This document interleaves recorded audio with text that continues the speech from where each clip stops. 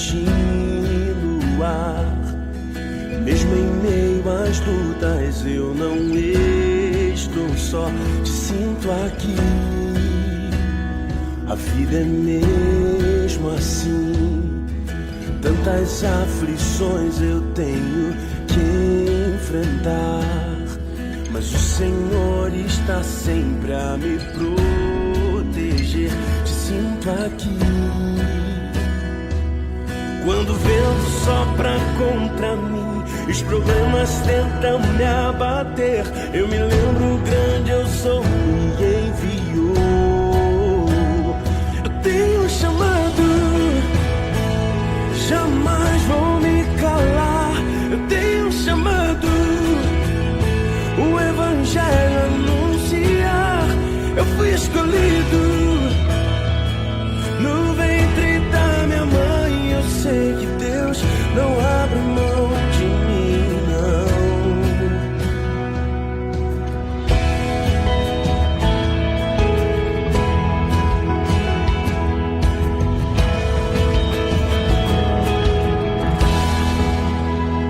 A vida é mesmo assim, tantas aflições eu tenho que enfrentar, mas o Senhor está sempre a me proteger, te sinto aqui.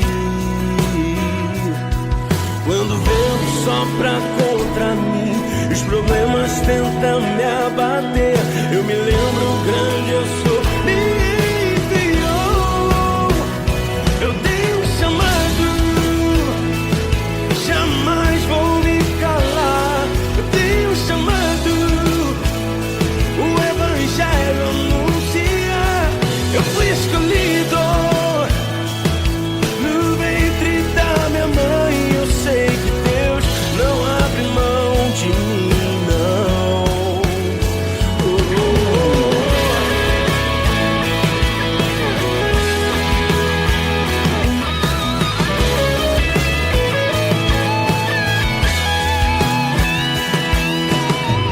Há muito pra fazer, não há mais tempo pra olhar pra trás. Há muito pra fazer, não há mais tempo pra olhar pra trás.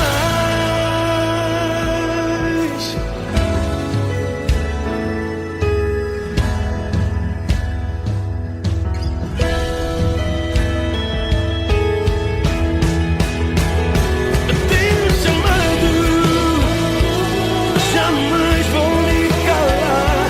Eu tenho chamado, o evangelho anuncia.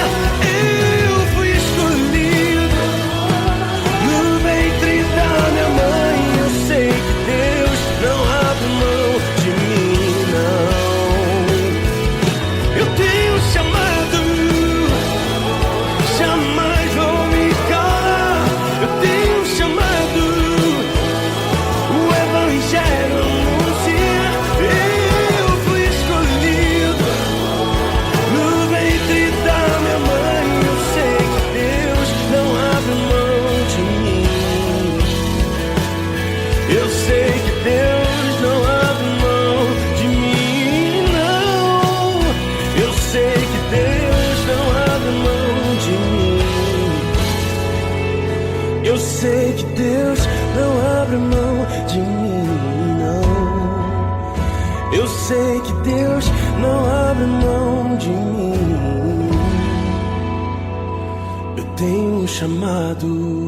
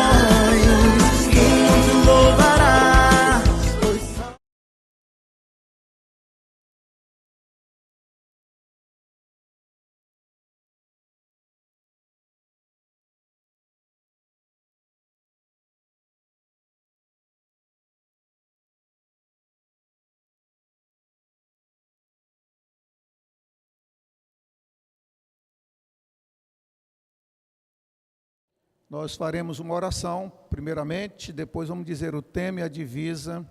Oremos. Pai bendito, nós louvamos e bendizemos o Teu santo nome, agradecemos ao Senhor este momento de culto, pedimos a Tua bênção, a Tua graça nesta hora, para a Tua igreja que está aqui, cada um de nós, para os nossos irmãos que estarão acompanhando este culto, para aqueles, ó Deus, que em outro momento também estarão ouvindo esta palavra, que a graça do Senhor, a bênção do Senhor, seja sobre a vida de cada um de nós.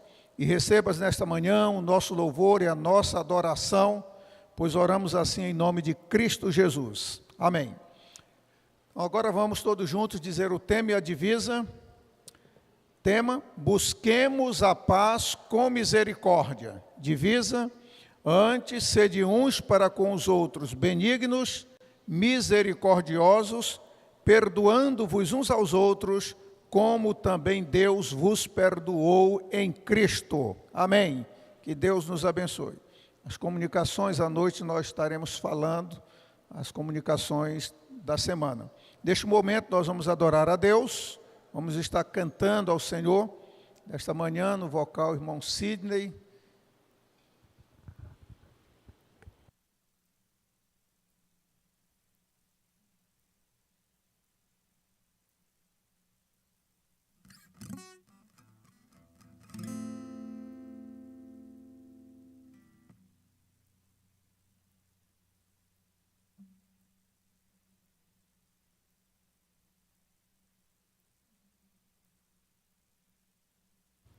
Oi, som. Cantemos hino de número 6 do nosso HCC, Onipotente Rei.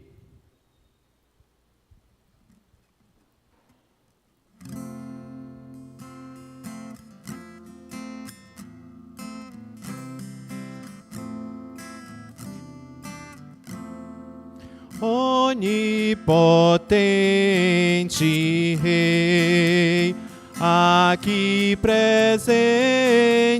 ser, com teu poder, em teu excelso amor, inspira-nos louvor.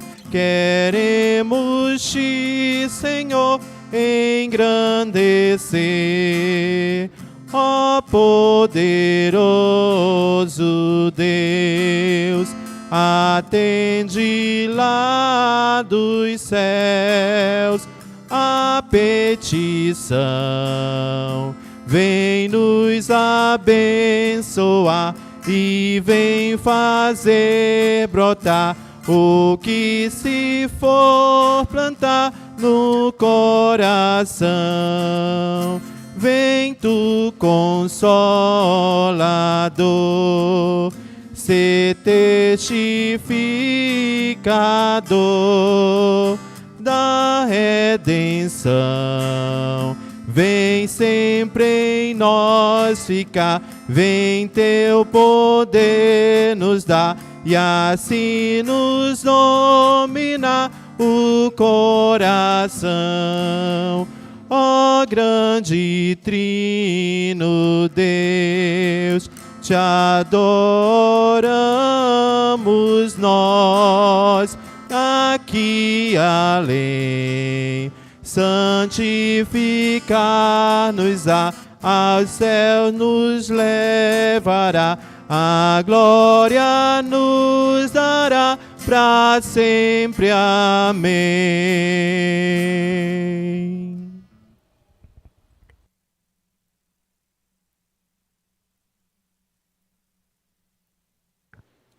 Nós faremos agora uma leitura bíblica em Neemias, capítulo 5, os versículos de 1 a 13.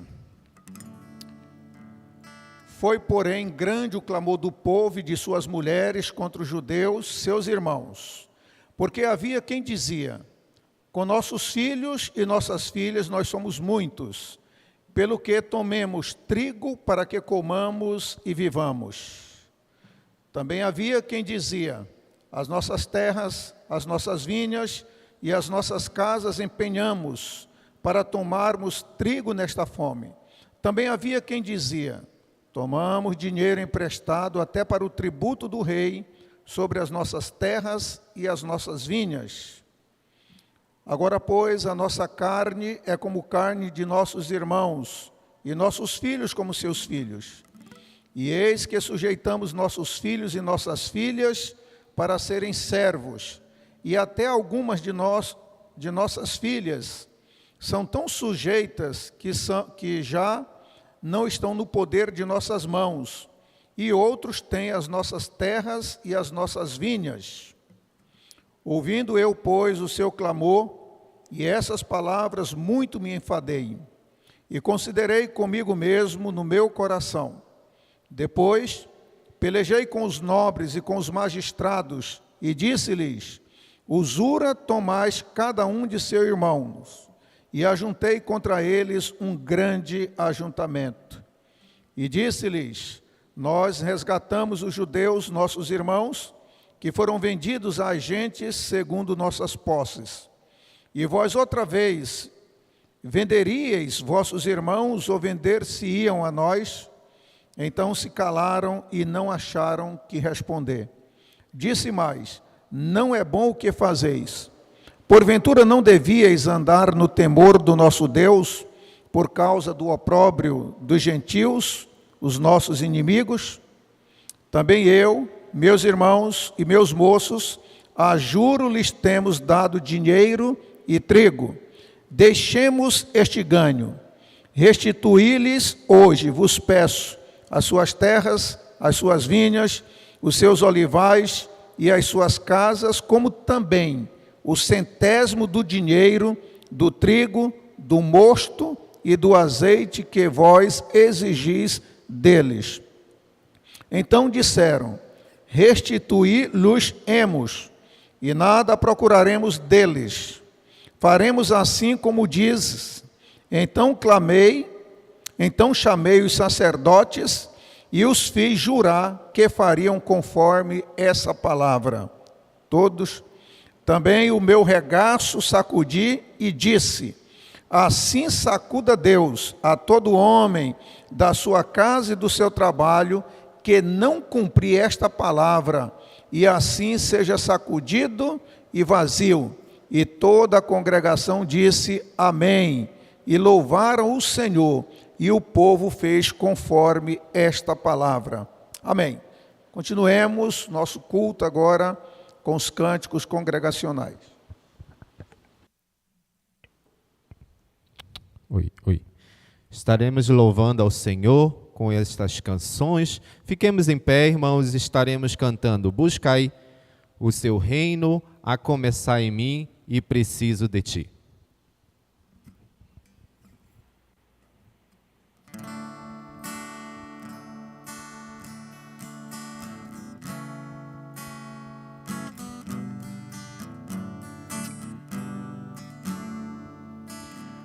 Buscai primeiro o reino de Deus e a sua justiça, e todas as coisas vos serão acrescentadas. Aleluia, aleluia. Aleluia, aleluia,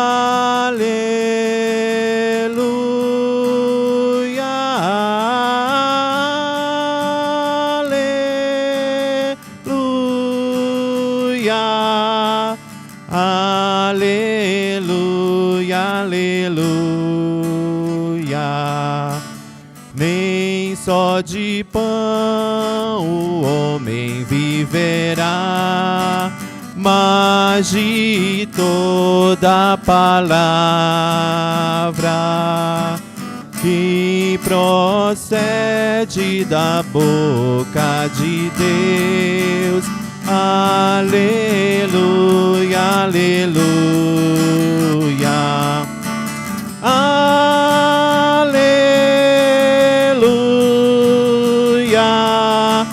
aleluia,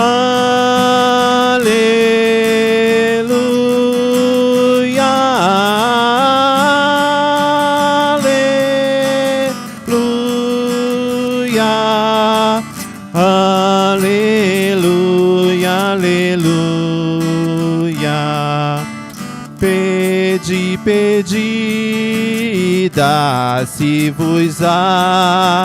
Buscai, buscai, achareis. Batei, batei, e abre-se-vos-á. Aleluia, aleluia. Aleluia.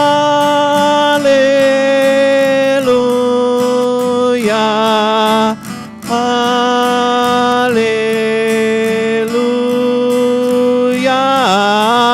Aleluia.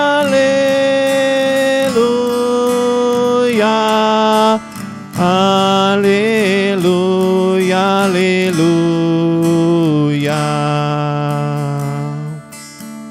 A começar em mim, quebra corações, para que sejamos todos um, como o Senhor é em nós.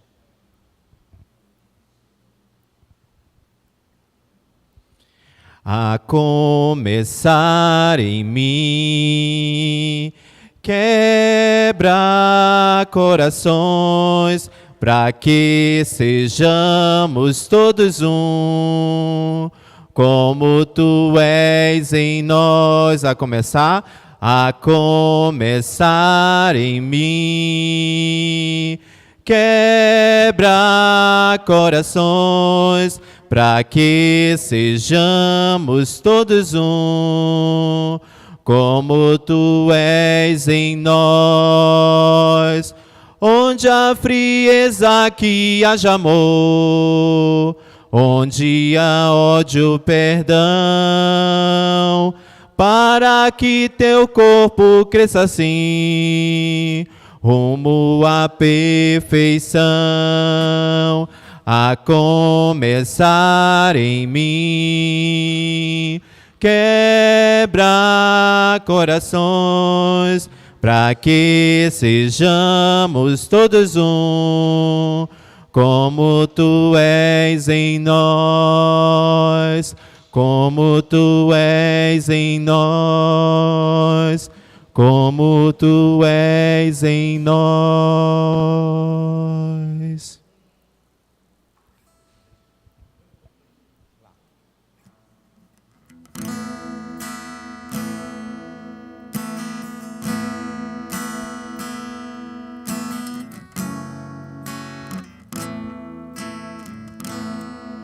Preciso de ti, preciso do teu perdão, preciso de ti, quebranta meu coração. Como a corça anseia por águas, assim tenho sede.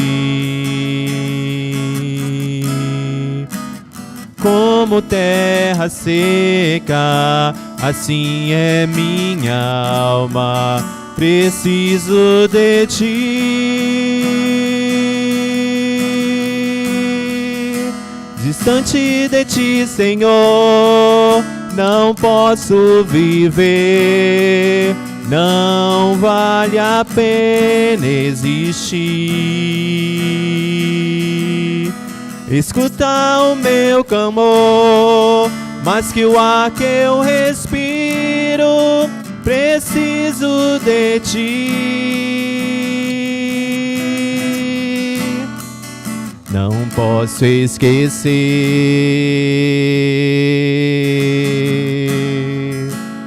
o que fizestes por mim.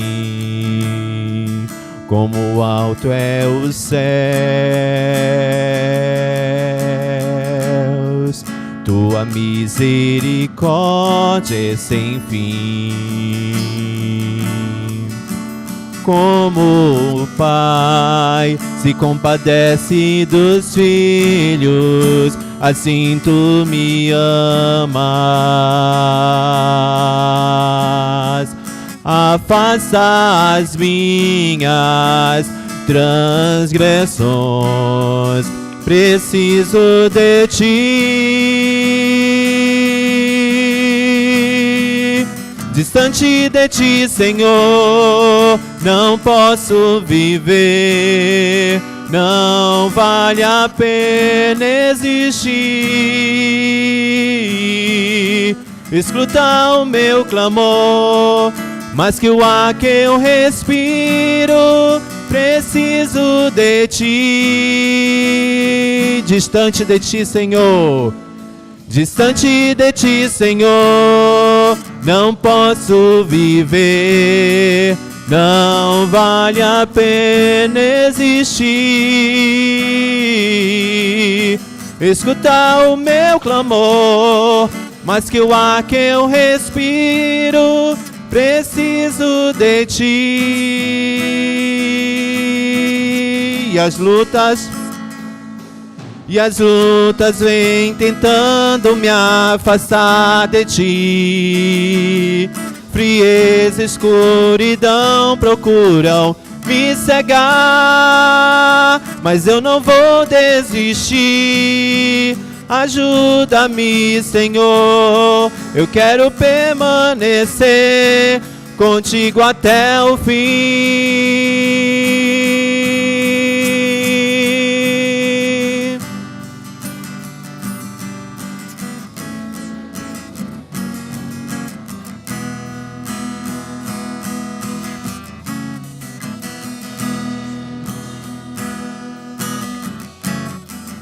Distante de ti, Senhor, não posso viver.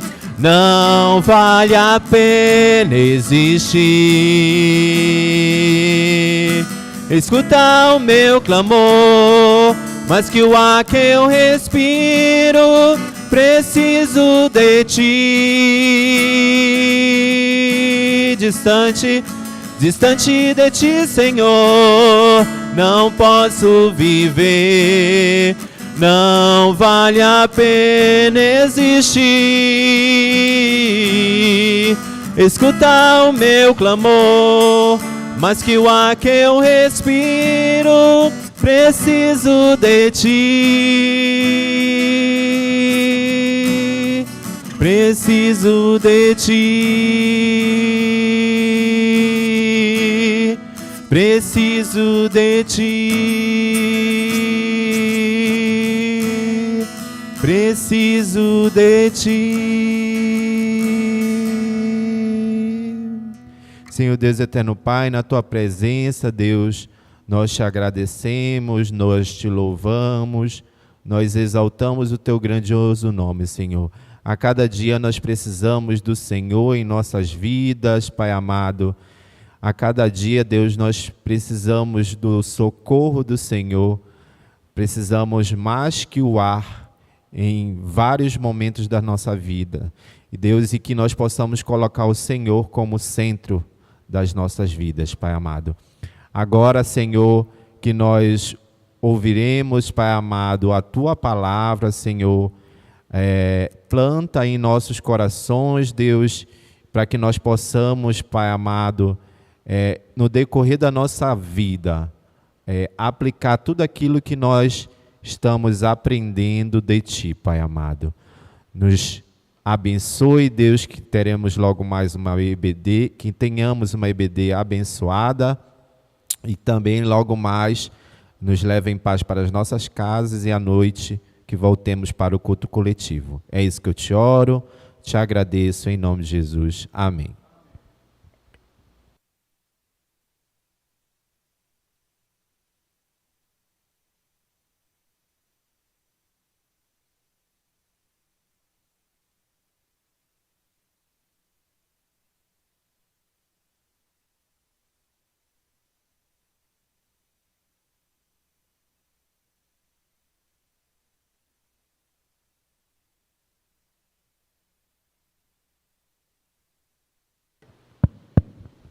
Irmãos, novamente, abra sua Bíblia no livro de Neemias, no capítulo 5, e nós faremos a leitura de 1 a 13.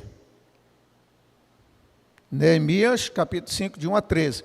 Eu vou convidar aqui à frente o nosso irmão Carlos Nino, nosso vice-presidente, um dos vice-presidentes da igreja, a fazer esta leitura. Ele pode fazer aqui nesse púlpito. Neemias, capítulo 5, os versículos de 1 a 13. Acompanhe a leitura. Depois de lido, você deixa aberta aí, que nós vamos estar expondo esses 13 versículos. Carlos Nino, pode fazer aqui. Isso. Deixa eu ler aí no seu lado. Não, está aberto. Pode. Se quiser fazer, é só seguir tudo que você acerta. Só não ler o nome, dirigente. Certo. Então, se quiser, aqui também. Não sei se dá para enxergar, de 1 a 13. 5 de 1 a 13. de 1 a 13. Bom dia, irmãos. Leiamos a palavra de Deus. Meu filho, dê atenção à minha sabedoria. Aqui está Provérbios.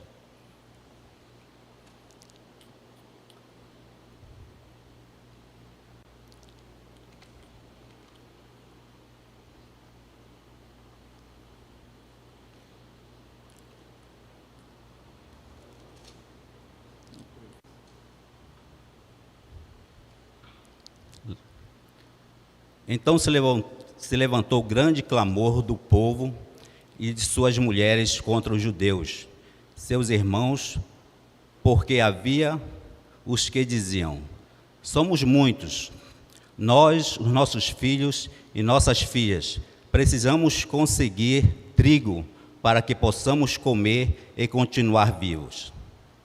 Também houve os que diziam: nós tivemos de hipotecar as nossas terras, as nossas vinhas e as nossas casas, para conseguirmos trigo em meio a esta fome. Houve ainda os que diziam: pegamos dinheiro emprestado até para pagar ao rei o tributo sobre as nossas terras, as nossas vinhas. Nós somos da mesma carne que os nossos compatriotas, e os nossos filhos são tão bons como os deles. No entanto, eis que sujeitamos os nossos filhos e as nossas filhas para serem escravos.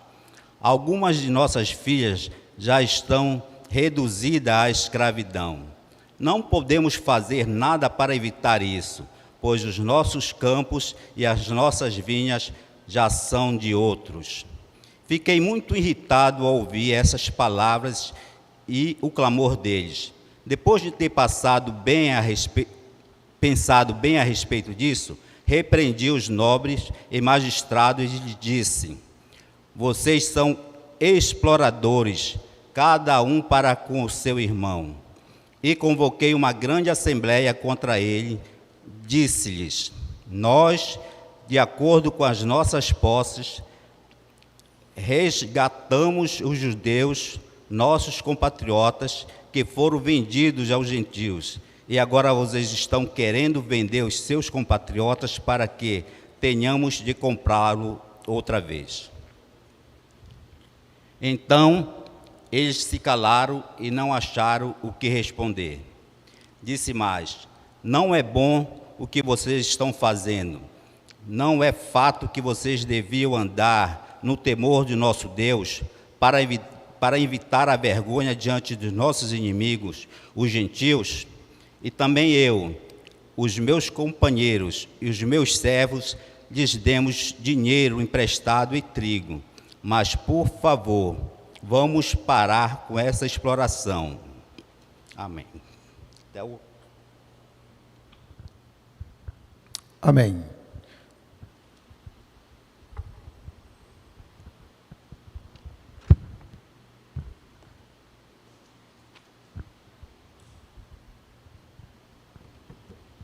Meus irmãos, vamos orar mais uma vez. e depois a gente vai expor a palavra de Deus. Pai bendito, a tua palavra já foi lida nesta manhã. Este momento agora nós paramos para aplicar o nosso coração, a nossa mente, o nosso entendimento, para ouvir a tua palavra, para aplicar o nosso coração e receber os teus ensinamentos. Cubra-nos, ó Deus, nesta manhã, com a tua graça, com o favor do Senhor e com a bênção do Senhor. Ilumine, ó Pai, a nossa mente, o nosso entendimento, para que ao meditar em cada versículo lido desta passagem, os nossos olhos sejam abertos e a gente venha compreender, venha entender, ó Deus, a tua palavra que foi lida, será explanada e aplicada aos nossos corações. Oramos em nome de Cristo Jesus. Amém. Bom, estamos pregando aqui em série no livro de Neemias, e já estamos aí no 5º capítulo de Neemias, na 9ª mensagem que nós estamos trazendo, e hoje pela manhã nós colocamos como tema oposição à exploração. Medidas que eles teriam que tomar ali contra a exploração. Eu pensei até em um momento de colocar medidas contra a injustiça social, o combate à injustiça social, mas nós colocamos medidas contra a exploração, que na realidade foi o que Neemias fez. O povo estava sendo explorado e Neemias tomou algumas medidas para combater a exploração. E a exploração, como nós vamos ver, é um problema não somente atual, mas desde aquela época a gente já havia problema. No capítulo 3 de Neemias, ele mostrou os recursos que ele estaria utilizando para mobilizar o povo na reconstrução das muralhas ali de Jerusalém. Então ele usou de coordenação, cooperação, aprovação e comunicação. No capítulo 4, ele nos informa que a obra foi feita debaixo de intensa oposição dos inimigos. Sanbalate e os seus companheiros se opuseram grandemente, e isso provocou no povo desânimo, confusão, ameaça e destruição. E agora aqui no capítulo 5, ele aponta talvez o perigo mais difícil que ele estaria enfrentando ali de resolver: a usura dos nobres, a usura dos ricos, daqueles que têm muito, em detrimento daqueles que nada têm. Neemias está lidando agora não com um problema externo, como ele vinha lidando. Ele está lidando agora com um problema interno.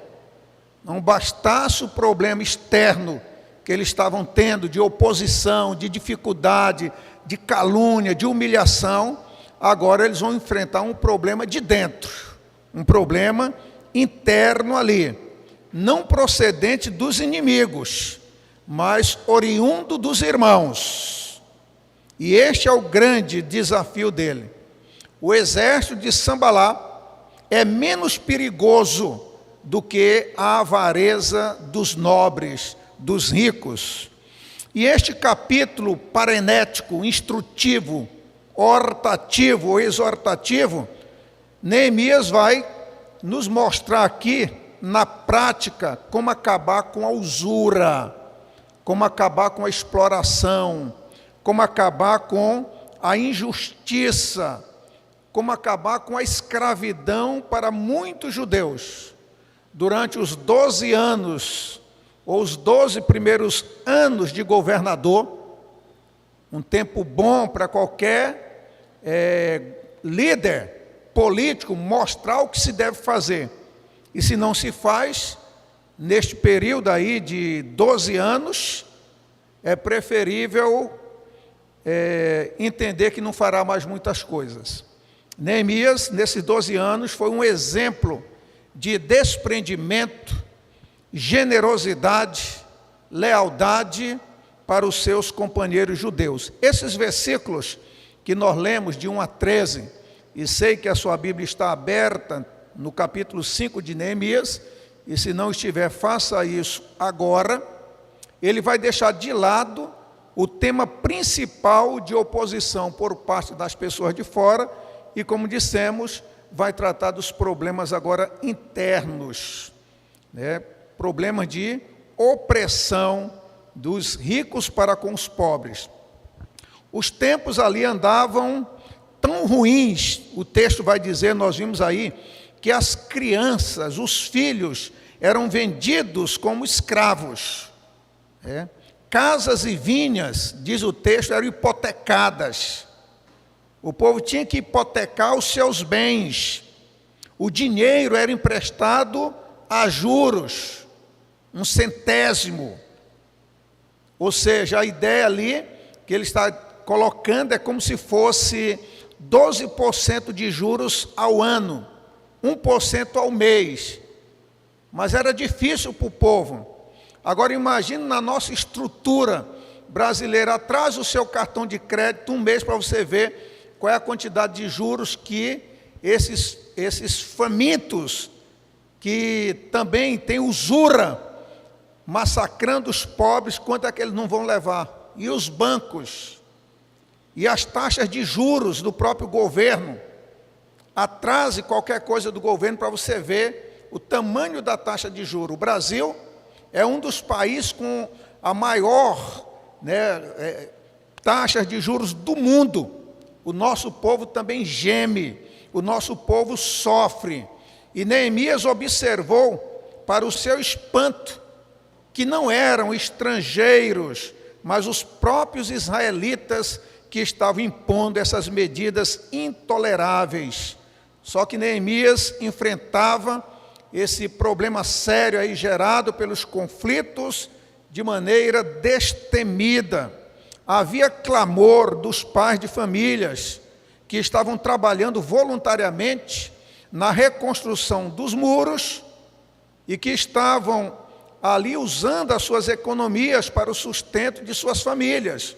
Só que agora eles tinham que tomar dinheiro emprestado com agiotas para alimentar os filhos.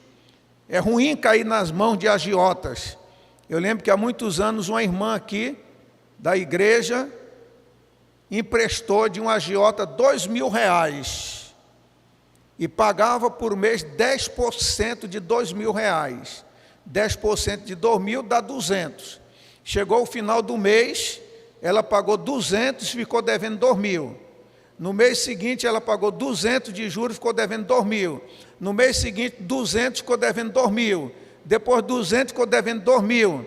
Depois de mais de 1 ano e meio, ela pagando R$200 todo mês, ela chegou para conversar comigo e disse: pastor, eu já paguei o dobro e ainda estou devendo do mesmo tanto. Ia morrer devendo do mesmo tanto, porque era cobrado 10% de juros, ela só pagava os juros e ficava devendo o mesmo valor. Ela disse: eu não vou mais pagar, pastor. Eu disse: se a irmã tivesse me chamado antes para pedir orientação, eu iria dizer à irmã a não emprestar de agiota. Agora, como a irmã emprestou, a irmã tem que pagar. A irmã deu a palavra: não caia na mão de agiota. Mas o maior agiotário é o próprio Estado. Esse é o grande problema. Havia também os que viviam da agricultura, cujas lavouras ficavam fora das muralhas e que enfrentavam saqueadores, pragas, falta de chuva, entre outros problemas. E para continuar o seu trabalho, tinham que contrair empréstimos, hipotecar até mesmo suas propriedades. E não tendo com que pagar os empréstimos que tomavam, eles perdiam as propriedades e seus filhos acabavam sendo escravizados. Tudo isso está no texto. Então o clamor era geral, tanto dos moradores da cidade como dos campos, porque não tendo mais dinheiro e também não tendo para pagar os impostos ao governo persa, acabavam caindo na mão ou nas mãos dos agiotas. E Neemias, ao tomar conhecimento dessa situação, ele parou para refletir, diz o texto aí, para pensar sobre os graves problemas, fome, dívidas, humilhação, e percebeu que os males estavam sendo gerados pela exploração dos pobres pelos ricos. E era o irmão explorando o outro irmão. E ele tomou a decisão radical, porém uma decisão certa, apresentando 2 argumentos contra os exploradores. Primeiro, eles estavam desviando-se do propósito de Deus. Eles foram libertos por Deus, estavam sendo abençoados, mas a ganância estava levando muitos à miséria. Eles deveriam ser modelo para outros povos, mas estavam agindo sem amor e como opressores. Precisavam se arrepender. E também estavam sendo desobedientes à sua liderança. Os efeitos produzidos pela repreensão de Neemias foram surpreendentes. Resolveram cancelar, diz o texto, as dívidas, os juros, devolver os filhos e as hipotecas também, e passaram a repartir o pão com os necessitados. Hoje, muitas pessoas que exercem liderança, assim como Neemias, precisam também, com oração, com sabedoria vindo de Deus, enfrentar e dar solução aos conflitos de interesses que venham a aparecer. O sucesso da obra de Deus não pode ser construído em detrimento de obreiros. Neemias agora enfrenta o problema da usura, da injustiça social e da opressão econômica. O versículo 1 diz: e foi grande o clamor do povo. Medidas para combater a exploração ou para vencer. Primeiramente, nós precisamos saber qual é a gênese da exploração. Qual é a origem? E Neemias vai identificar aqui alguns fatores que estão na raiz do problema que o povo estava enfrentando, a exploração. Primeiro, eu vou usar aqui um termo moderno: o capitalismo selvagem. Mas poderia ser também um socialismo ditatorial, na mão de um ditador. É interessante que há muitos países com um sistema também selvagem, socialista, em que muitos vêm se abrigar debaixo do guarda-chuva do Brasil, por não aguentarem a miséria dos seus países, e vêm buscar refúgio aqui no Brasil, que são os refugiados, em um sistema que às vezes pretende implantar no Brasil, saindo de um sistema que nós já vivemos, como eu estou dizendo, que é um sistema selvagem, para um outro pior. E nós vamos perceber que o problema não está no sistema em si, o problema está no povo, no homem que opera esse sistema. E o texto vai ser bem claro, dizendo a usura, a ganância. A concentração de renda sempre foi a expressão da ganância insaciável. Isaías 5:8, Amós 6, 3 e 4, Miqueias 2:2. 90 anos antes, os primeiros judeus que voltaram a Jerusalém tinham vindo amplamente supridos de bens materiais. Eles trouxeram recursos quando voltaram para Jerusalém, mas os nobres, os ricos de lá da cidade, aproveitaram o momento de crise do povo para enriquecer, explorando os pobres. Eu já vi alguém dizer assim: eu vivo da desgraça dos outros. Quando você é empresário, quando você está em uma crise, aí precisa vender uma casa, um carro, aí a pessoa diz: eu vivo dessa desgraça, eu aproveito esse momento que eu sei que a pessoa está precisando e jogo lá embaixo o preço. E a pessoa diz isso de cara limpa, que vive da desgraça dos outros. E o pior, que há muitos que nós colocamos na liderança deste país, que vive da desgraça e da miséria dos outros. Os nobres então estavam aproveitando esse momento para explorar os pobres. Há sempre aqueles que aproveitam um momento de desespero do pobre para enriquecer. É o que vai mostrar o versículo 5. As nações ricas, muitas vezes, vivem nababescamente às custas das nações pobres, explorando. E estas se tornam dependentes e escravas financeiras das superpotências econômicas. É assim que o mundo vive. No capitalismo selvagem, o outro é visto como um território a ser explorado. A pessoa quer explorar o outro. Isso é uma visão utilitarista, extrativista, é uma visão sanguessuga. E Neemias pôde combater esse câncer da sociedade, esse execrado crime social. A injustiça é contra Deus. E Neemias, ele erradica isso daí, porque não via as pessoas como coisas a serem usadas e exploradas, mas cada judeu ele via como sendo digno do mais alto respeito, que precisam ser tratados com humanidade e justiça. E assim não é diferente também de cada brasileiro, que precisa ser tratado com dignidade e com justiça. Um outro problema que está na Gênese aí, é a economia global.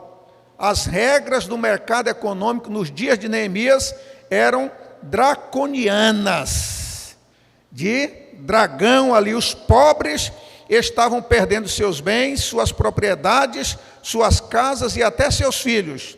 O tempo passou, milhares de anos estamos depois, mas esses valores não. O mundo hoje é também uma aldeia global. O dinheiro é a mola que gira o mundo. Os ricos, nós sabemos, ficam cada vez mais ricos, cada vez mais opulentos, e os pobres, nós sabemos o que acontece, cada vez mais desesperançados, sem solução, sem esperança. 50% das riquezas do planeta estão hoje nas mãos de apenas algumas centenas de empresas. Tom Siner, ele diz que das 100 maiores economias do mundo de hoje, 51 são empresas. A General Motors é maior do que a Dinamarca. A Ford é maior do que a África do Sul. A Toyota é maior do que a Noruega. Só o Walmart é maior do que 161 países. Só a riqueza de um homem é mais do que a de 161 países. Em 1998, o patrimônio líquido de Bill Gates cresceu 400 milhões de dólares por semana. Segundo o New York Times, 358 bilionários hoje controlam ativos maiores do que as rendas combinadas de países que acomodam 45% da população do mundo. Ou seja, 358 homens têm o capital daquelas nações ou daqueles países que acomodam praticamente 50% da população do mundo. Está na mão de 358 pessoas. Esse sistema de concentração de riqueza nas mãos de poucos e o alargamento da pobreza para a maioria é um sistema perverso, que insulta a Deus. Na verdade, esse mercado global que privilegia os poderosos, exige mais do seu dinheiro, mais do seu tempo, mais do meu dinheiro e mais do meu tempo também. As pessoas que compram a prazo, porque não tem com que pagar à vista, elas pagam juros exorbitantes, que às vezes no final dá para pagar 2 ou 3 vezes aquele objeto que comprou. Os bens financiados nesse sistema avarento tornam você escravo do sistema econômico. Isso é a gênese do problema. A ganância insaciável, a ganância financeira tem gerado um sistema econômico truculento, opressor e fortemente injusto, aonde os ricos aproveitam o desespero dos pobres para saquear-lhe os bens. E os pobres, coitados, lutam apenas para sobreviver, que é apenas um teto, uma casa, comida. E os poderosos ajuntam riquezas amealhadas pela ganância insaciável. Havia 3 grupos empobrecidos por causa dos esbarros econômicos ali: os trabalhadores, os fazendeiros e aqueles que estavam sendo achatados por impostos abusivos. Mas, para tomar medidas ou para combater a injustiça social, que estamos chamando aqui de exploração, não somente a gente saber a gênese de um sistema selvagem, gerenciado por homens avarentos, aonde a usura é o motor, é o carro-chefe. Precisamos também saber a natureza da exploração. Os que se deixavam ali, ou os que estavam sendo explorados, eles podem ser vistos em 3 categorias: famílias grandes, sem propriedade; famílias com propriedades, que se encontravam em vias de hipotecá-las, porque não tinha outra saída; e aqueles que estavam tomando dinheiro emprestados. Quanto às leis do empréstimo, de penhoras e escravos hebreus, a própria Bíblia já colocava como deveria ser, e no ano do jubileu eles eram alforriados. Então eles eram liberados, mas não estava acontecendo isso. As suas queixas foram 4.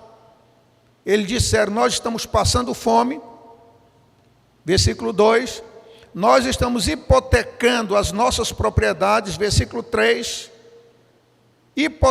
Hipotecando para comer, para poder ter comida. Hipotecando também para pagar tributos. A hipoteca dos bens era para comer e para pagar os juros. E também para pagar suas dívidas. O versículo 5 vai dizer que eles tinham que entregar os seus filhos para serem vendidos como escravos, o que era permitido naquela época. Cristo conta parábolas assim, de que a pessoa não tinha com que pagar e queriam levar a família, os filhos, fazia parte daquela cultura. Neemias vai identificar os problemas que atingiam a vida do povo. Então olha aí na Bíblia, primeiramente fome. Diz a Bíblia: foi, porém, grande o clamor do povo. Versículo 1 do capítulo 5. O clamor do povo e de suas mulheres contra os judeus, seus irmãos. Não era contra Tobias, não era contra Sambalate, não era contra Gesem, era contra seus irmãos, um oprimindo o outro. Grande clamor, diz o texto aí, do povo e de suas mulheres. Então era geral. E é interessante essa frase, e de suas mulheres, porque estas desempenhavam na sociedade lá um papel secundário. A gente vê isso no livro de Esdras e Neemias. Então a menção delas aqui enfatiza quão severa era a crise. E ninguém melhor do que a mulher para saber a crise, quando não tem mais nada na panela. Não pode fazer nada. Um clamor de angústia de todo o povo. Não se queixavam das nações inimigas, queixavam-se de seus irmãos. E nós vemos aqui os acusadores, o povo. Os acusados eram os irmãos ricos. A acusação era a usura, é o que o texto vai dizer. Versículo 2: porque havia quem dizia: com nossos filhos e nossas filhas, nós somos muitos, pelo que tomemos trigo para que comamos e vivamos. Então, tinha que dar uma maneira de trazer comida para dentro de casa, ou então iam morrer. Essa referência aqui do versículo 2 provavelmente está se dirigindo ou se referindo àqueles que não eram proprietários de terras e que mal recebiam comida suficiente, dizendo a família era grande. A fome, meus irmãos, que é uma questão aqui, era a raiz do problema, e Neemias está identificando aqui, a fome ainda é uma questão urgência, ou seja, não dá para esperar. Deve ser prioridade em qualquer sistema de governo o combate à miséria, à fome, não na teoria, mas para ter comida de fato na casa de cada brasileiro, na casa de cada cidadão. O povo não pode continuar investindo na reconstrução com o estômago vazio. Não tinha como estar envolvido ali o estômago vazio. A fome é um problema que atinge hoje quase 50% da população mundial. Enquanto uns estão morrendo de comer, tem gente que morre de comer. Tem muita gente que está obesa de tanto comer aí. Há outros que morrem de fome. Enquanto uns esbanjam, outros estão lutando desesperadamente para ter o mínimo ali para sobreviver. Enquanto uns ficam inquietos por causa de coisas supérfluas, eu não consegui comprar, o meu sonho de consumo é o último iPhone que foi lançado, é o telefone tal, é tal coisa. Tem outros que estão querendo só o pão, só o arroz, o feijão, o básico. Há muitos homens, mulheres e crianças perambulando, envergonhados pelas ruas das grandes cidades, pedindo em sinais, parada de ônibus. Às vezes a gente pensa, mas tem tanto força para trabalhar, por que não vai trabalhar? Às vezes a gente não está no lugar dele também. Dificilmente a pessoa estaria ali se de fato não tivesse precisando. Há milhões de crianças abandonadas que vivem sem teto, sem dignidade, pessoas nas ruas disputando comida com os cães leprentos ali. Muitas pessoas perdidas na rua, com o ventre seco, estonteado pela fome perversa. Muitos que estão precisando do pão. Não foi somente por meio da oposição externa que Neemias e os judeus foram atrapalhados na sua tarefa, mas, como disse, por questões internas. Outro item no versículo 3, além da fome, dívidas. A gente sabe o que o percentual hoje, eu estou lendo aqui, trazendo também para a realidade brasileira. Há milhões de brasileiros endividados e que não tem com que pagar. Dívidas. Tem candidato que até promete que se ganhar vai anistiar dívidas. O medo é que piore depois. O texto diz aí no versículo 3, também havia quem dizia, as nossas terras, as nossas vinhas e as nossas casas empenhamos. Está empenhado ali para tomarmos trigo nesta fome. Trigo é pão, trigo é arroz, trigo é feijão, é o básico. Nós empenhamos nossas terras e nossas vinhas, nossa lavoura, para ter o que comer. Eles estavam fazendo isso. Então as fomes, muitas vezes, é sinal do juízo de Deus sobre uma nação, sobre um povo, por causa da perversão de muitos. E aí a gente tem que ver como acabar isso. O que não pode é continuar. Neemias viu, detectou e tomou medidas. Neemias não encontrou apenas oposição, como disse, externa, mas interna ali. A fome e agora dívidas Muitos tinham sido forçados a desistir de suas propriedades para pagar empréstimos, ocasionando em parte, ali eram ocasionados pelas circunstâncias, para ter o que comer. A dívida traz desespero mental. Às vezes a pessoa fica desesperada, não sabe como pagar, traz degradação social, traz ruína familiar. Então é um grande problema. E o texto diz que alguns já tinham hipotecado suas casas, suas terras, tudo. Não estavam fazendo negócios de investimento arriscado, não era isso. Eles estavam comprando o pão da sobrevivência, o arroz com feijão. Os ricos então aproveitaram o momento de crise, o momento de fome, o momento de aperto para fazerem bons e lucrativos negócios. Era isso que eles estavam fazendo. Uma pessoa faminta, premida pela necessidade de sobrevivência, ela acaba fazendo negócios que só beneficiam o explorador, os que querem se lucupletar. Os agiotas, eles se enriquecem aproveitando o desespero dos aflitos. Os agiotas, então, não hesitavam ali em tomar as terras, e diz o texto, até mesmo os filhos e as filhas dos pobres, para receberem o seu dinheiro. Essa prática opressora está em desacordo com a lei de Deus, e que feria também o princípio lá do ano do jubileu, em que se alforriava o judeu. Outro problema, além da fome e da dívida, verso 4, impostos. É caro a carga tributária brasileira. Diz ele aqui, também havia quem dizia, tomamos dinheiro emprestado até para o tributo do rei.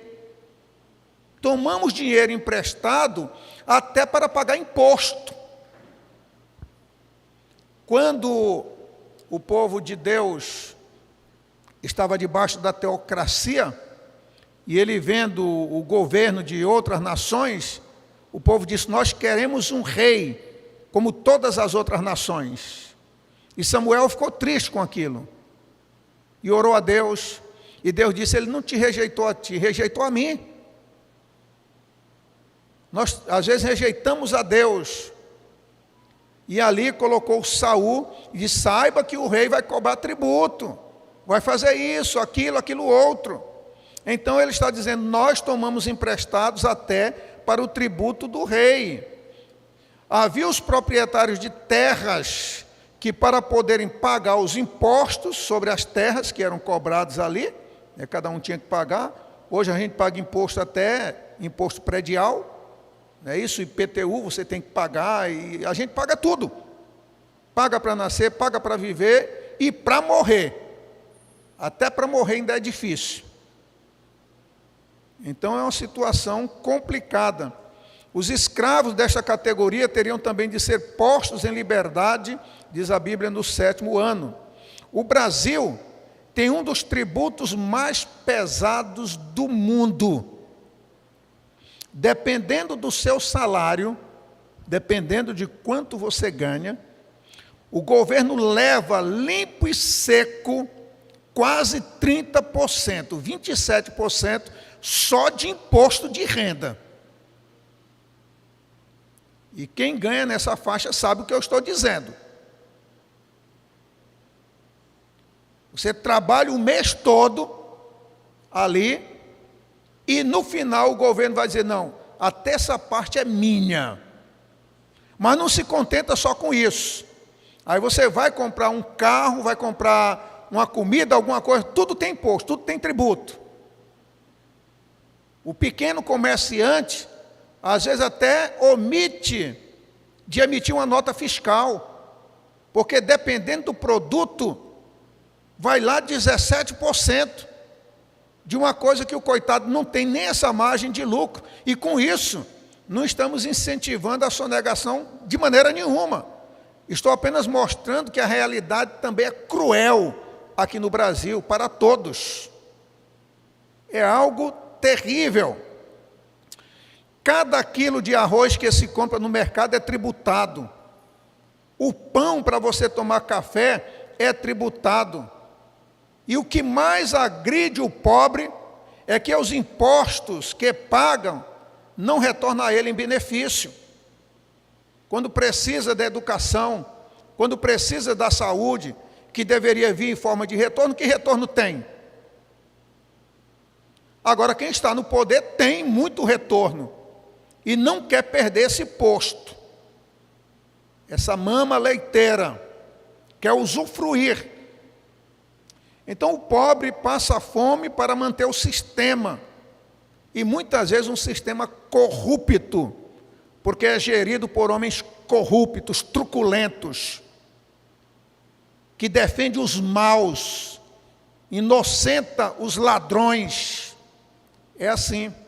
Cada vez que se cria mais impostos, o governo não passa crise. Se faltar dinheiro, ele cria um imposto. Antigamente eles faziam imposto até ali da gasolina, tinha um termo lá que eu nem sei mais como que era, e o governo levava. Na hora que faltar dinheiro no caixa, ele cria um imposto, ele tira do nosso bolso. É assim. Só que é um sistema injusto. Quando você precisa do retorno, não tem. Cada vez que se cria imposto, então o dinheiro que deveria vir para ajudar os pobres, ele vai cair no rolo da corrupção e no bolso de muitos. As ratazanas esfaimadas que estão circulando aí pelos corredores do poder e que mordem sem piedade não apenas o naco que pertence ao pobre, mas devoram também os próprios pobres, porque estes sem pão, sem teto, sem esperança, sucumbem impotentes diante de tamanha selvageria em que nós vivemos. Como sanguessuga, esses gananciosos, usurários, a usura aí, insaciáveis, se alimentam do sangue do povo. Mas havia um outro problema também no versículo 5, pobreza e perda dos bens. Tem uns que ficam cada vez mais pobres e outros que enriquecem cada vez mais. Tem gente que na crise enriquece, mas na crise o pobre empobrece ainda mais. Diz o versículo 5, agora pois, a nossa carne é como a carne de nossos irmãos, e nossos filhos como seus filhos. Ou seja, nós não somos diferentes. Os filhos dele e os nossos são iguais. Somos humanos, é o que ele quer dizer aqui. E eis que sujeitamos nossos filhos e nossas filhas para serem servos. E até algumas de nossas filhas são tão sujeitas, diz ele, que já não estão no poder de nossas mãos. Ou seja, nós entregamos, não estão mais no poder de nossas mãos. E outros têm as nossas terras e as nossas vinhas. Então, porque nossos filhos são iguais aos deles, ou seja, são seres humanos. Nós não somos diferentes dos nossos semelhantes mais ricos. É isso que eles estão dizendo. Nós somos iguais. Então, por que vamos ser escravos? De acordo com Levítico 25, de 39 a 43, o homem que empobrecia, ele podia vender a si mesmo e seus familiares a outros israelitas, a fim de firmar os pés financeiramente, de sair daquela crise, mas depois ele recuperava aquilo dali. E outros têm as nossas terras, diz o texto, e as nossas vinhas, ou seja, tomaram tudo de nós. Outro problema ainda, escravidão e perda da liberdade. Perdeu tudo e não tem mais liberdade. É o que eles estão dizendo, entregaram tudo, até os filhos. E ainda na outra parte, no final do versículo 5, a impotência e perda de esperança. Ou seja, não está nas nossas mãos o poder. O poder está nas mãos dos poderosos. Poder é diferente de autoridade. Vamos para o penúltimo tópico aqui, a causa da exploração. Versículo 7, o texto está dizendo aí, e considerei comigo mesmo no meu coração. Ele reflete aí. Depois pelejei com os nobres e com os magistrados, e disse-lhes: usura, tomais cada um de seu irmão. E ajuntei contra eles um grande ajuntamento, uma grande assembleia. Então muitos não tinham terra nem filhos e precisavam pagar juros exorbitantes. Isso é a fonte da usura, aí que ele está mostrando. Usura, traduzindo aqui, é não se contentar com o que se tem e, além disso, querer o que é do outro. Isso é usura. Usura é aproveitar um momento de infelicidade do outro para apropriar-se do que ele tem. É usura. O empréstimo do dinheiro a juros não é considerado pecado na Bíblia, mas era proibido entre israelitas, Êxodo 22, 25, visto que neste caso o empréstimo se destina a fazer frente a uma situação aflitiva e não a um fomento de comércio, fomentar um comércio naquela miséria e naquela pobreza ali. Outra coisa que o texto vai mostrar, falta de amor. No versículo 5 e no versículo 7 também faltava amor. Os opressores são irmãos dos oprimidos. Não tinha amor. Os oprimidos estão engajados na mesma obra dos opressores, a reconstrução do muro ali, ou dos muros. Em alguns casos, as crianças eram escravizadas. Quando diz assim: e eis que sujeitamos nossos filhos e nossas filhas para serem servos, para serem escravos. Aqueles que foram injustiçados vendiam os seus filhos. O versículo 9 mostra também aí a falta de temor a Deus. Disse mais: não é bom o que fazeis. Porventura não devíeis andar no temor do nosso Senhor? Isso é falta de temor a Deus.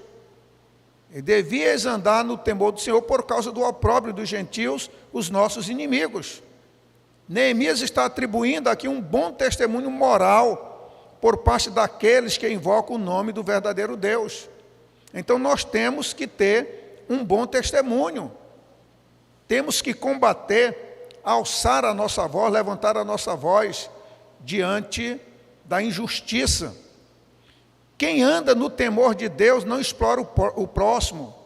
Quem anda no temor de Deus não aproveita a miséria do próximo, a miséria alheia. Quando perdemos o temor de Deus, a vida perde os referenciais. Este é o problema. Vivemos em uma sociedade de homens que não têm o temor de Deus. E não vamos esperar coisas boas dessas pessoas, não. Elas perdem os referenciais.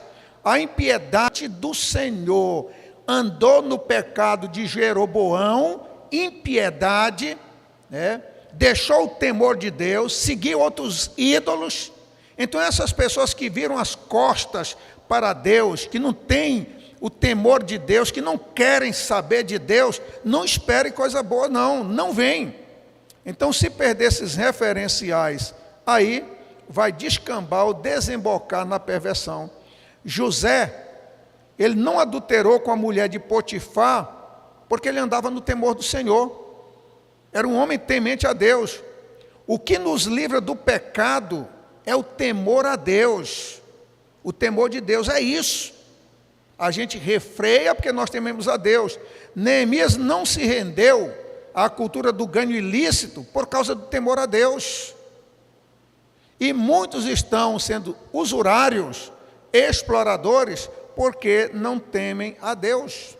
Hoje muitos políticos e quiçá até líderes evangélicos capitulam diante do poder do dinheiro, vendendo a consciência, porque perderam o temor de Deus. É um perigo. Mas ainda no verso 9, a falta de testemunho perante o mundo, por causa do opróbrio dos gentios. Ou seja, isso não era errado somente do ponto de vista moral, mas trazia também vergonha para o nome de Deus. Pessoas que poderiam dar um bom testemunho de Deus estão envergonhando o nome de Deus. Um dos sinais da fidelidade que Deus exigiu do seu povo, quando estava tirando ali da escravidão no Egito, era que o povo mostrasse a mesma misericórdia. Lembra-te que foste peregrino no Egito, foste escravo. Traga isso na memória, para não fazer a mesma coisa. O povo de Deus está sendo observado pelos olhos críticos do mundo. Quando a igreja age igual ao mundo, isso é um escândalo, e o nome de Deus é blasfemado.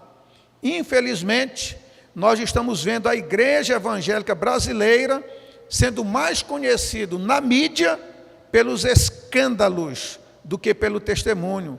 Alguns políticos evangélicos elegem-se em nome de Deus e depois envergonham o evangelho de Deus, mancomunando-se com toda sorte de corrupção e de roubalheira.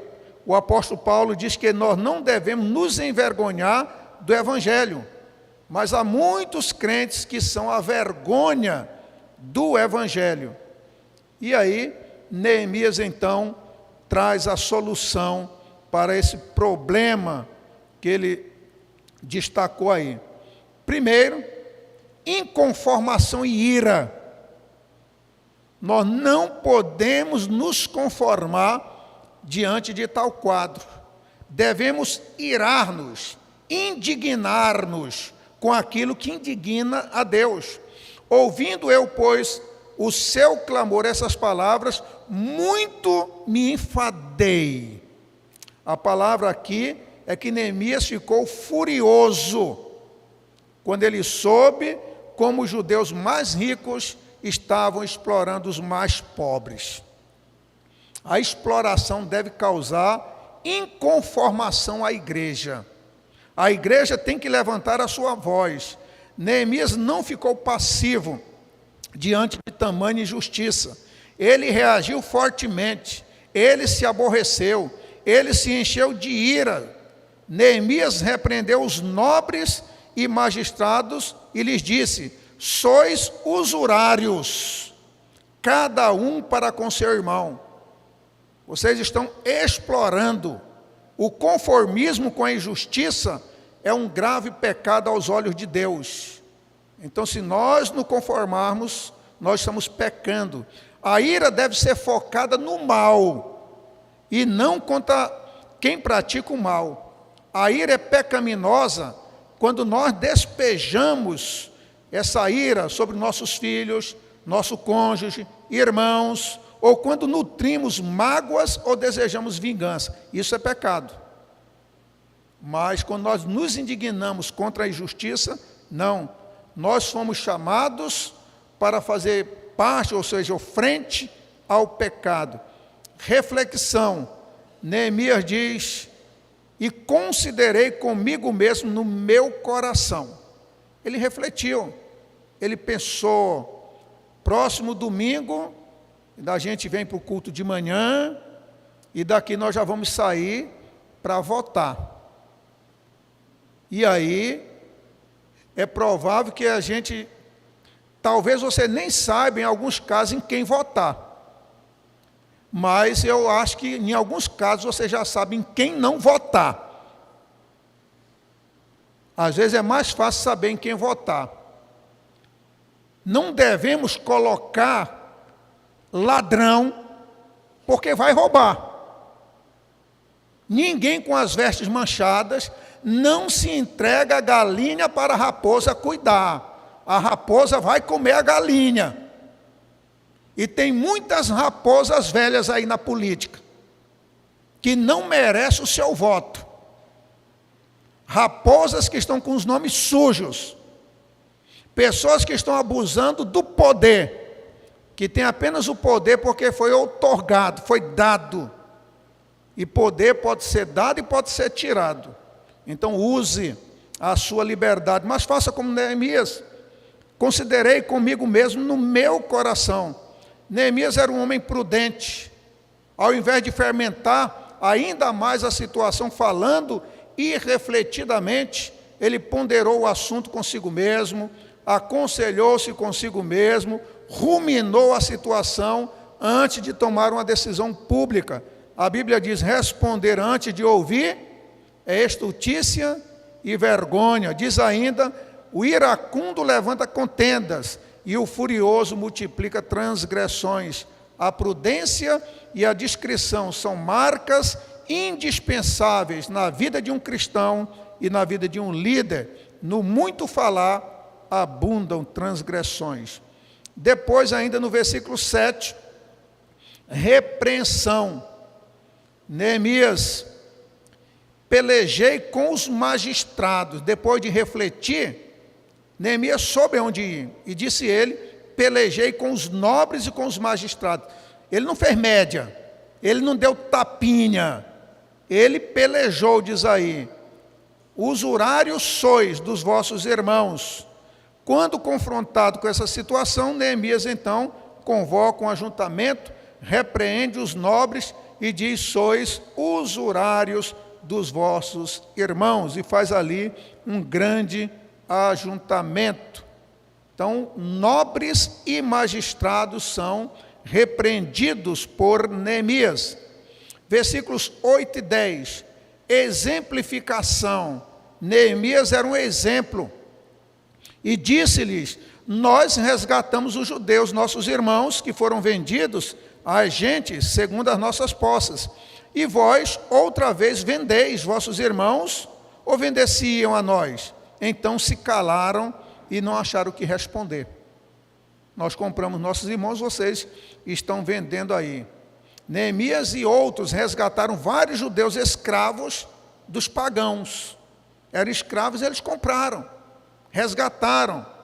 Os credores, escravizando seus devedores contemporâneos ou conterrâneos, ultrapassaram o pecado dos gentios, fizeram pior do que os gentios. No versículo 10, também eu e meus irmãos, meus moços, a juro lhes temos dado dinheiro e trigo, deixemos este ganho. Neemias está dizendo: eu vou abrir mão disso,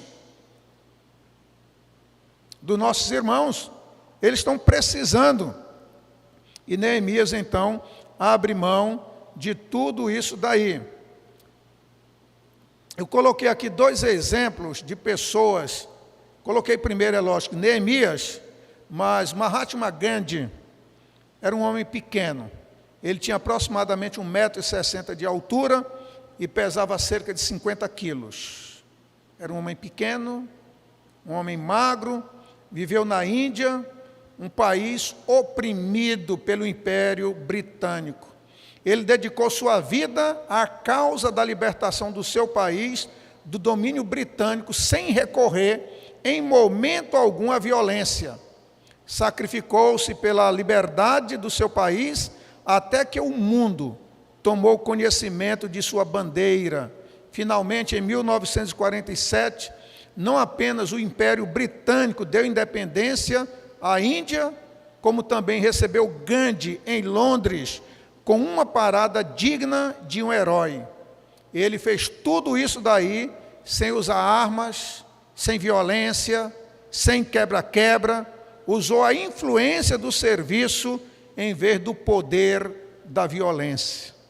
Martin Luther King abraçou a causa dos direitos civis no princípio dos anos 60 nos Estados Unidos, com a sua atitude abnegada e sem usar a violência, ele chamou a atenção da nação para as injustiças que os negros suportavam. O caminho de Luther King foi crivado de espinhos. Ele sofreu muitas ameaças de morte. Sua família foi também ameaçada.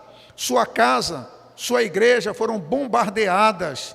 Ele foi preso e, finalmente, Martin Luther King tombou como Marte, mas saiu vitorioso em sua causa. Foi o homem mais jovem a ganhar o Prêmio Nobel da Paz. A legislação mais abrangente sobre direitos civis jamais promulgada, o Decreto dos Direitos Civis de 1964, tornou-se lei e ainda vigora.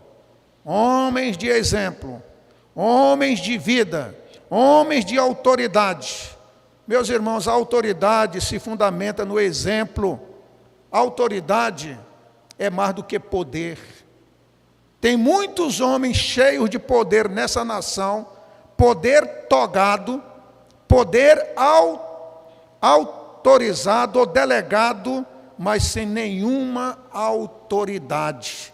Autoridade moral, autoridade exemplar. James Hunter, ele distingue corretamente o poder de autoridade. Ele diz que poder é a faculdade de forçar. Tem gente aí que caneta, que faz o que quer, que dá na sua mente, porque tem poder, coage alguém a fazer sua vontade, por causa de sua posição, por causa de sua força, mesmo se a pessoa preferir não o fazer, enquanto a autoridade é a habilidade de levar as pessoas a fazerem de boa vontade o que você quer por sua causa e influência. Então a autoridade é diferente, você não impõe, a pessoa faz por consciência. O mesmo autor diz que o poder, ele pode ser vendido, ele pode ser comprado, ele pode ser trocado. Então tem muita gente que está em um cargo de poder que se vende, que troca por favor, por um amigo, que faz vista grossa. As pessoas podem ser colocadas em cargo de poder porque são parentes, porque são amigas de alguém, porque herdaram dinheiro, porque herdaram o poder. Isso nunca acontece com a autoridade. A autoridade, pelo contrário, não se pode vender, não pode ser comprada, não pode ser dada e nem pode ser tomada. A autoridade diz quem você é como pessoa. A autoridade diz como é o seu caráter e como é a influência que exerce sobre as pessoas. Neemias, então, chama o povo a restituir, verso 11, e aqui eu finalizo, restituir-lhes hoje, vos peço. Neemias está dizendo, pelo amor de Deus, devolvam aos vossos irmãos, vos peço, suas terras, suas vinhas, seus olivais, suas casas, como também o centésimo, que ele está dizendo aí, do dinheiro, do trigo, do mosto, ou seja, do vinho, do azeite que vós exigis. Devolvam tudo. Os juros que estão cobrando. Ah, se os políticos ladrões da nossa pátria pudessem devolver aquilo que tomaram indevidamente do erário público. Muitas vezes apenas vão para a cadeia. Mas o que foi roubado fica no bolso. E às vezes na cadeia passa-se a mão. Inocente tem que devolver. Neemias está dizendo, restituí-lhes hoje, vos peço, as suas terras, as suas vinhas, os seus olivais. Imagine os irmãos, se fosse devolver todos os impostos que você já pagou na sua vida de trabalhador. Você hoje poderia se aposentar, comprar o seu apartamento, a sua casa e descansar. Mais da metade de tudo que você produziu para essa nação, o próprio governo levou. Mais da metade, através de encargos, impostos e tributos. Medidas justas. Então o versículo 11 aqui fala da restituição que teria de acontecer sobre tudo, terras, vinhas, olivais e casas. Eu vou parar aqui, mas a vontade é de dizer muitas coisas. Eu quero chamar o Sidney aqui à frente, os instrumentistas também. Apesar de eu ter colocado uma conclusão aqui, mas eu vou continuar esse capítulo 5, não hoje à noite, porque hoje à noite nós vamos falar sobre suicídio, conscientização e prevenção, e na quarta-feira a gente vai trazer de volta o capítulo 5, eu dou continuidade e concluo aqui. Mas o que eu posso dizer, meus irmãos, nesse encerramento, usando a melodia de João Alexandre, Pra Cima Brasil. Neemias orou e olhou para o Deus dos céus. Não podemos e nem devemos pôr a nossa confiança, a nossa fé em homens. Para cima, Brasil. João Alexandre dizia: como será o futuro do nosso país? Surge a pergunta no olhar e na alma do povo. Cada vez mais cresce a fome nas ruas, nos morros. Cada vez mais menos dinheiro para sobreviver. Onde andará a justiça outrora perdida? Some a resposta na voz e na vez de quem manda. Homens com tanto poder, mas sem autoridade e nenhum coração. Gente que compra e que vende a moral da nação. Brasil, olha para cima. Existe uma chance de ser novamente feliz. Brasil, há uma esperança. Volta teus olhos para Deus, o justo juiz. Brasil, olha para cima. Existe uma chance de ser novamente feliz. Brasil, há uma esperança. Volta teus olhos para Deus, o justo juiz. Que Deus, meus irmãos, nos abençoe, abençoe a nossa pátria, o nosso Brasil, e abençoe a sua igreja para não se conformar jamais com qualquer tipo de injustiça. E além de se inconformar, não produzir também, porque a injustiça aqui era produzida de irmão para irmão. Deus nos abençoe. Vamos em pé finalizar cantando essa melodia que o irmão Sidney vai indicar. Hino de número 552, que estou fazendo, se sou cristão. Que estou fazendo, se sou cristão, se Cristo deu-me total perdão. Há muitos pobres sem lar, sem pão, há muitas vidas sem salvação. Meu Cristo veio para nos remir, o homem todo sem dividir, não só a alma do mal salvar, também o corpo ressuscitar. Há muita fome no meu país, há tanta gente que é infeliz, há criancinhas que vão morrer, há tantos velhos a padecer. Milhões não sabem como escrever, milhões de olhos não sabem ler, nas trevas vivem sem perceber que são escravos de um outro ser. Que estou fazendo, se sou cristão, se Cristo deu-me total perdão? Há muitos pobres sem lar, sem pão, há muitas vidas sem salvação.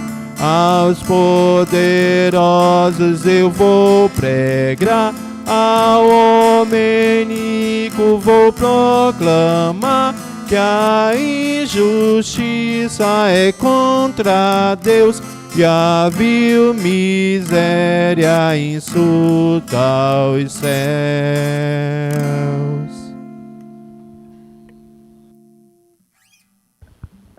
Amém. Oremos. Pai bendito, no nome de Jesus Cristo, teu Filho, nós agradecemos este momento de culto, a tua palavra que foi pregada, as medidas que Neemias tomou como líder, como governador ali, para combater a exploração dos ricos que exploravam os pobres. Que nós também, ó Deus, como servos do Senhor, possamos fazer frente a qualquer tipo de injustiça, a apregoar a justiça do Senhor e o ano aceitável do Senhor, a nos indignar, a não nos conformar, ó Deus, e a orarmos também pela nossa nação, pela nossa pátria. para cima, Brasil, que possamos olhar para o Senhor, o reto juiz, o justo juiz. Abençoe, ó Deus, a nossa pátria, a nossa nação, e abençoe também a igreja brasileira. Abençoe a cada um que ouviu esta palavra, que sejamos motivados, ó Deus, pelo exemplo de homens como Neemias e de tantos outros, não somente na história sacra, como mencionamos aqui o exemplo de Gandhi, de Martin Luther King, de tantos outros servos do Senhor, ó Deus, que na sua época, no seu tempo, não se conformaram com a injustiça e se permitiram, ó Deus, dar a sua vida, doar a sua vida para que a injustiça fosse banida.